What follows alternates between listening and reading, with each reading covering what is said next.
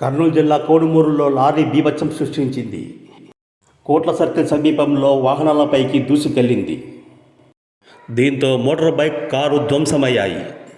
Motor బైక్ను ఢీకొని పైనుంచి వెళ్లడంతో ముగ్గురికి తీవ్ర గాయాలయ్యాయి.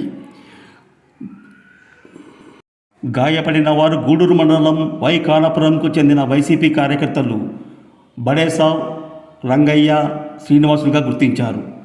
వీరిలో శ్రీనివాసుల పరిస్థితి విషమంగా ఉంది. డ్రైవర్ మద్యం మత్తులో ఉండడమే ప్రమాదానికి కారణమని అనుమానిస్తున్నారు.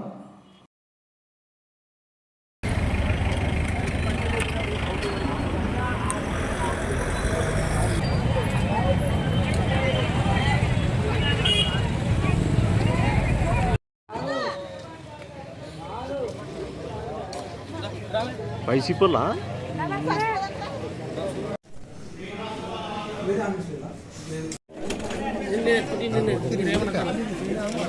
కాలు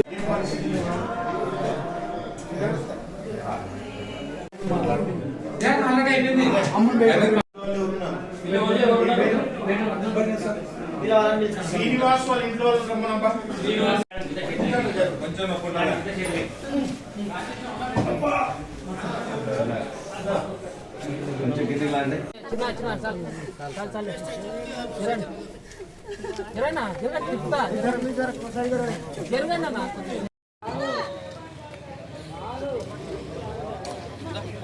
వైసీపీలా